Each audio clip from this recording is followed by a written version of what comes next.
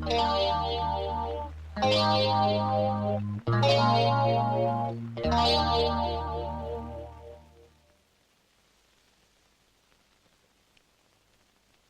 தமிழ் எனப்படுவது தினசரி நாம் பேசும் கொச்சை தமிழ், அதாவது லோக்கல் லாங்குவேஜ். இதில் வார்த்தைகள் பருமனாகலாம், இழைக்கலாம், தேயலாம் அல்லது பிற மொழி வார்த்தைகளை கோர்த்துக் கொண்டு அங்கும் இங்கும் மேயலாம். உதாரணமாக, சென்னையில் உள்ள ஹாமில்டன் பிரிட்ஜ் எனப்படுவது உருமாறி அம்பட்டன் வாராவதியாகி மறுபடியும் ஆங்கிலத்தில் பார்பர்ஸ் பிரிட்ஜ் என வழங்கப்படுகிறது. இதிலிருந்து நமக்கு என்ன தெரிகிறது? அளவுக்கு அதிகமா யூஸ் பண்ணா பொருள்கள் மட்டும் இல்ல சார், வார்த்தைகளும் தேஞ்சிரும். இப்பதான் புரியுது இந்த பெஞ்ச நீ ஏன் இத்தனை வருஷமா தேய்ச்சிக்கிட்டு இருக்கிறேன்னு. ஓசியில சேர்க்கிற மாசம் மாசம் ஃபீஸ் கட்டல எவன்டாவ சொல்ல மாட்டீங்க? டேய், ரெகுலர் காலேஜ் கலாட்டா பண்ணி ஃபெயில் ஆனதுனாலதான் இங்க டியூட்டர் காலேஜுக்கு வந்திருக்கீங்க. இங்க கலாட்டா பண்ணி ஃபெயில் ஆனீங்க, உங்களுக்கு செத்த காலேஜ்ல கூட இடம் கிடைக்காதே, ஜாக்கிரதை. சார் எவன்டாவ? என்னப்பா போன் வந்து?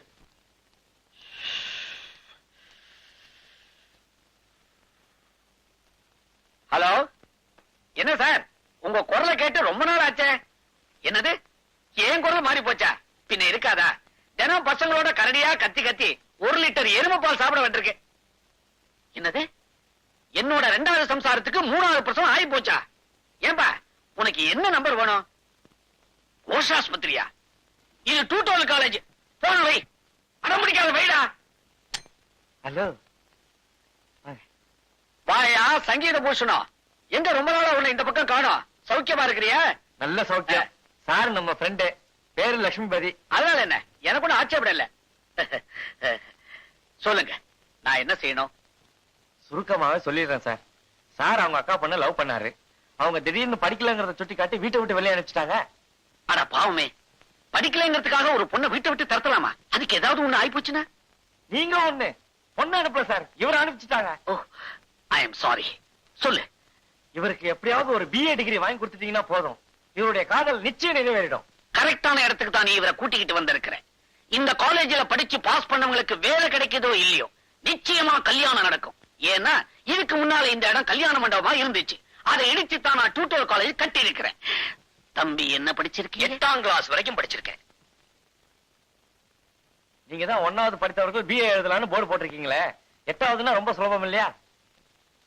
மெட்ராஸ் யூனிவர்சிட்டியில நோ சான்ஸ். பட் பகல்பூர் இருக்குதே, தம்பி அங்க தள்ளி விட்டுருவேன். அதுக்கு முன்னால ஒரு சின்ன இன்டர்வியூ. எதுக்கு சார்? எதுக்கா? தம்பிக்கு அடிமட்டத்துல அறிவு எப்படி இருக்குன்னு நான் தெரிஞ்சுக்க வேண்டாமா? ஐ மீன் ஃபண்டமெண்டல் நாலேஜ். கேட்கலாமா? அதெல்லாம் வெளுத்து வாங்கிடுவாரு. சார் காலேஜுக்கு தான் போய் படிக்கலையே தவிர திருவள்ளுவர் மாதிரி பிறவிலேயே ஞானம். அப்படியே? எங்க ஒரு குரலை எடுத்து விடு. என்ன குரல் சார்? உனக்கு எது ஈஸியா வருமோ அதை விடு.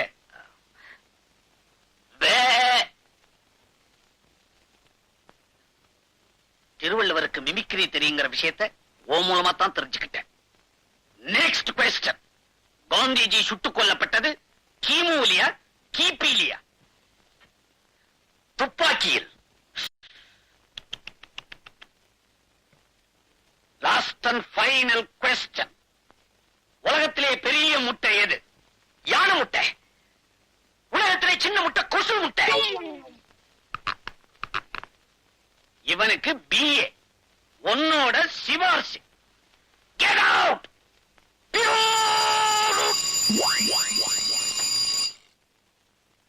துபாய் போன்ற அரபு நாடுகளில் வேலைக்கு ஆட்கள் தேவை.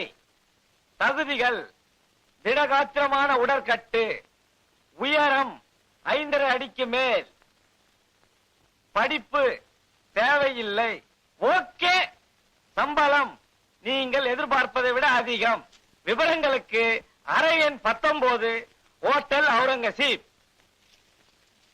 உங்களுக்கு என்ன ஒரு வேலை, அதுவும் துபாயில. நீங்க மட்டும் மனசு வச்சா ஆயிரக்கணக்கா, ஏன் லட்சக்கணக்காக சம்பாதிக்கலாம். ஆனா நீங்க மனசு வைக்க மாட்டீங்க. ஏன்னா வேற ஒரு இடத்துல மனசை வச்சுட்டீங்க. இந்த பாருங்க, சுத்தி வர நான் இங்க இருக்கிறது பாரமா இருந்தா நேரடியா சொல்லுங்க, இடத்த காலி பண்றேன். பாரமா? பலமே நீங்க தான் சார். உங்க உதவியால என் காரியமோ, என் உதவியால உங்க காரியமோ ஒரே மாசத்துல ஓஹோன்னு முடிய போகுது. அதுக்கப்புறம் தான் நம்ம 2 பேருக்குமே நல்ல காலம் பிறக்க போகுது. நீங்க தானே சிவராமன்? நானேதான் சிவராமன். நீங்க போஸ்ட்மேன் சம்சாரமா? Post woman.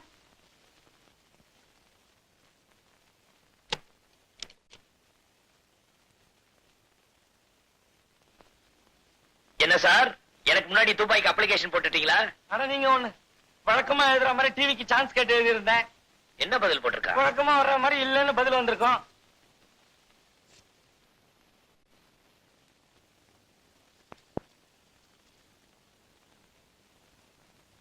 சார் வாமா.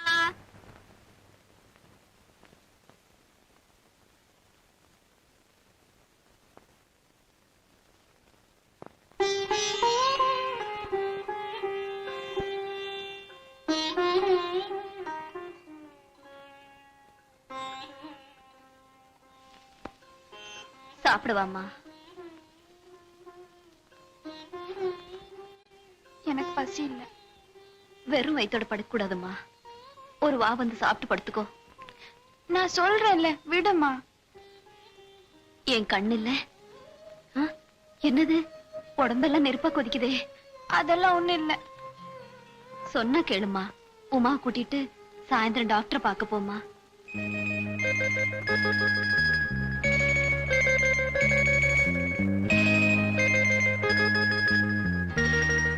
ஏன் இப்படி அழுது உடம்ப கெடுத்துக்கிற?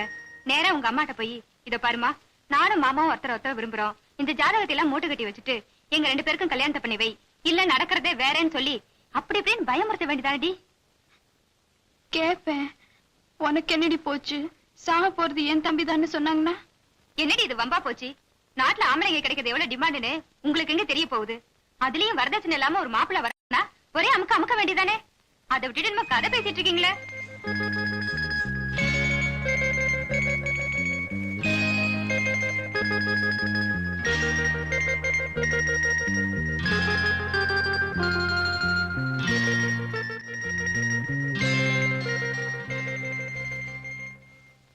சொல்லுங்கம்மா. இப்ப வந்துட்டு போனாரே, அவர் உடம்புக்கு என்ன சார்? அதெல்லாம் உங்களுக்கு எதுக்குமா? ஒரு ஆம்பளை டாக்டரை பார்க்க வராருன்னா அதுல 1000 மரமா இருக்கும். இதெல்லாம் போய் என்னன்னு உங்ககிட்ட சொல்லிட்டு இருக்க முடியுமா? அதுக்குல சார், அது அவங்க மாமா தான். திடீர்னு ஹாஸ்பிட்டல்ல பார்த்த உடனே என்னவோ ஏதோன்னு பயந்துட்டா. அப்படிங்களா? பயப்படுற மாதிரி ஒண்ணு இல்ல, நல்ல விஷயம் தான். துபாய் போறதுக்கு டாக்டர் சர்டிபிகேட் கேட்டாரு, கொடுத்து விட்டுருக்கேன். துபாயா? அப்ப எப்ப சார் திரும்பி வருவாரு? போற வேகத்தை பார்த்தா திரும்பி வர மாதிரியே தெரியலமா. துபாயிலே செட்டில் ஆயிடுவாருன்னு நினைக்கிறேன்.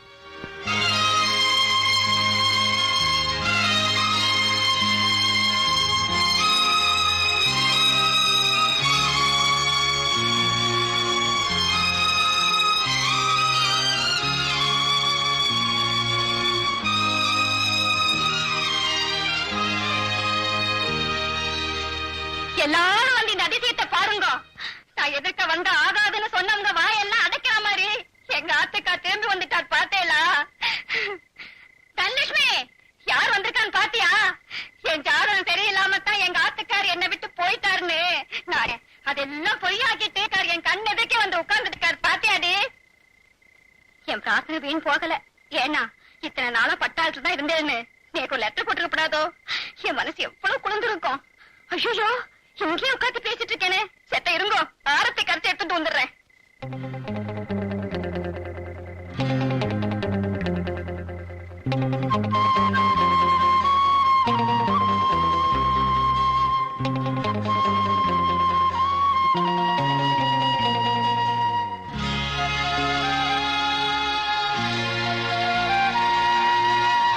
மாமா,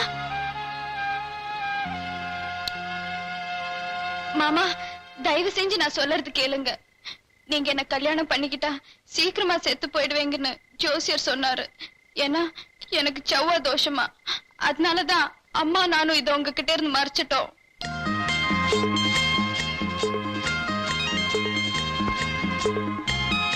வாங்க.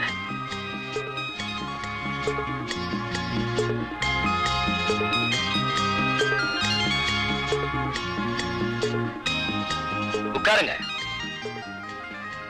அம்மா அப்பா எல்லாம் சௌக்கியம் தானே? அம்மாவுக்கு காபி கூல் ட்ரிங்க்ஸ். அச்சே, உட்காரு. அம்மா சொன்னானா உனக்கு எங்கிட்டு போச்சு அறிவு?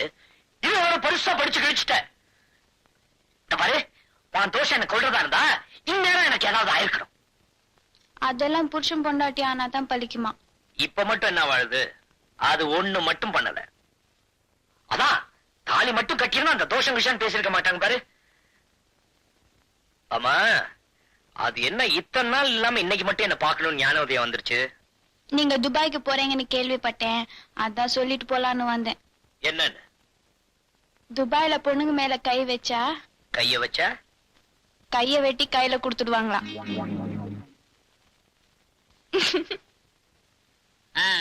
பால் சொம்பு 10 அடி இருக்கும் போதே பாயிர பூனை பாத்திரத்துக்குள்ள விட்டா சும்மாதான் இருக்கும். அவனை சொல்லி குத்தம் இல்லடி. ஒரு வயசுக்கு வந்த பொண்ணு அந்த வீட்டுல இருக்குன்னு தெரிஞ்சிருந்தும் இவனை நம்ம அங்க தங்க வச்சோம் பாரு, நம்மள சொல்லணும். இப்ப அவனா போறேன் போறேன்னு குதிச்சான். மாசம் மாசம் கடுதாசி எழுதி அவனை மடக்கி வீட்டோட மாப்பிள்ளையாக்கலான்னு பார்த்தா, இப்ப அது சரியில்லை இது சரியில்லைன்னு ஒதுக்குனா எப்படி? அவனுக்கு ரோஷம் இருக்காதா என்ன? தோஷமா? அதான் அந்த பிள்ளைக்கு தோஷம்னு சொல்லிட்டாங்கல்ல, பின்ன அதுக்கு அங்க தங்கிட்டு இருக்கணும். நேரா புறப்பட்டு வந்து தர வேண்டியதானே?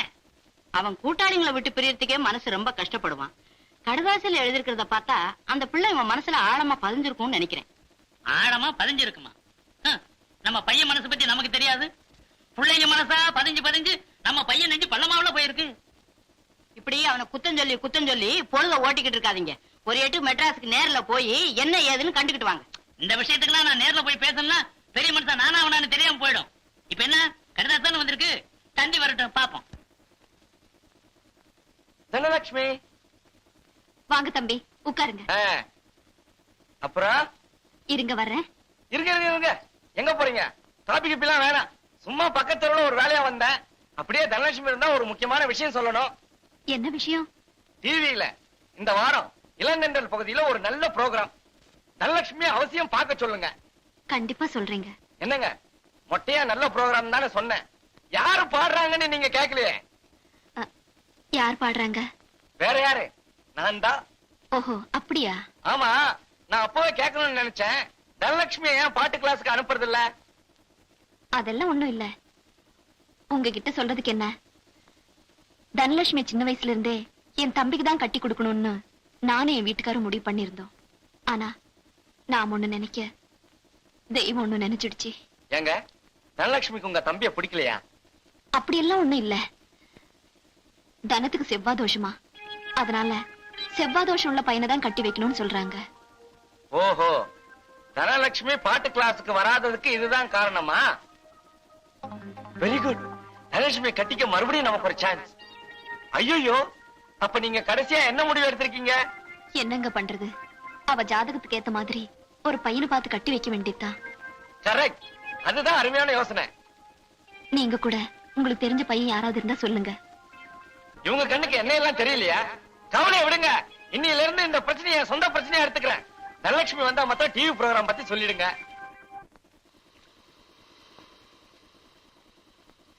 இருக்கட்டுமே, ஸ்பெஷல் கிளாஸ்னா கட்டே அடிக்க கூடாதா? அதுக்கு இல்ல மாமா, நிறைய பாடம் போகுது. இதுவும் பாடம் தான். வாழ்க்கை கல்வி ஒவ்வொருத்தரும் அவசியம் தெரிஞ்சுக்க வேண்டியது. பாடத்தை ஆரம்பிப்போமா? ஐயே, ஆசைய பாரு. நீங்க ஒண்ணும் சொல்லி கொடுக்க வேண்டாம். நேரம் காலம் வந்தா அவங்க தன்னாலே கத்துப்பாங்க. சரி சரி, சட்டு புட்டுன்னு சொல்ல வேண்டியது சொல்லுங்க. யாராவது பார்த்தா தப்பா நினைப்பாங்க. அவன் யார் யார் வீட்டு பொண்ணையோ கூட்டிட்டு தைரியமா சுத்துறான். இங்க என்னடானா, நீ எனக்கு முறை பொண்ணு, கிட்டத்தட்ட அரை பொண்டாட்டி மாதிரி.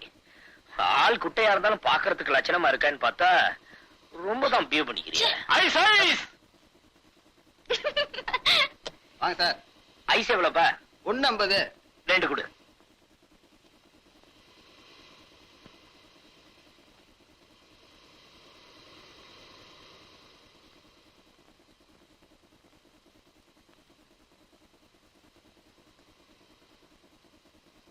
இந்தப்பா. என்ன சார் இது 1 ரூபாய் கொடுக்குறீங்க? பின்ன ஐஸ் 50 காசுனா எவ்வளவு கொடுப்பாங்க? உனக்கு கணக்கு தெரியாது? எந்த ஊர்ல கொடுக்குறாங்க ரூபாய்க்கு 2 ஐஸ்? நீ தானே சொன்ன காதுல பஞ்சா வச்சுக்கிற 1.50. யோ பெண்ணாங்கிற என்னன்றியா? நாம பிளேடு வேணுமா கேட்டுக்கினியா? தம்மா துண்டு பிளேடு போத கீசிடுவேன். யோ மானத்தை வாங்கதையா, உண்மையிலே என்கிட்ட காசு இல்ல. காசு இல்லையா? சைட்டை தள்ளிக்கிட்டு வர மட்டும் தெரியுது, துட்டை எடுத்துக்கிட்டு வர வேணும். ஏய், அனாவசியமா பேசினா நடக்கிறதே வேற. சும்மா இருங்க. இந்தாயா 2 ரூபாய். நீ ஏன் கொடுக்குற? சும்மா வாங்க வாங்க. உங்களோட பெரிய தொந்தரவா போச்சு, பேசாம உட்காருங்க.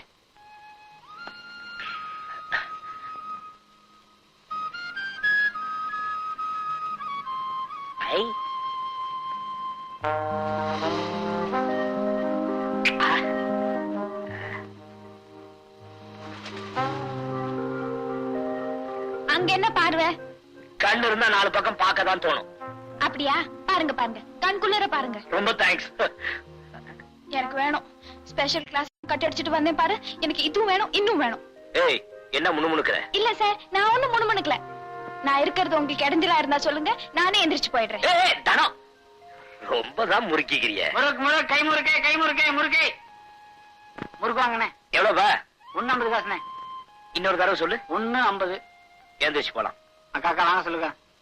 ஏய் பட போனியாக்கண்ணே, வாங்கிக்கங்கண்ணே. போறாங்கிற. சரியா கஞ்சின போய் லவ் பண்றீங்களே. டேய். என்ன மரம் வச்சவன் தண்ணி ஊத்தாமலா போயிடுவான். உனக்குன்னு ஒரு இழிச்சவாய நிச்சயமா கிடைப்பான். அவன்கிட்ட 5ங்கிறத 10 கறந்துக்க. ஏன்னா உன் ஜாதகம் அப்படி.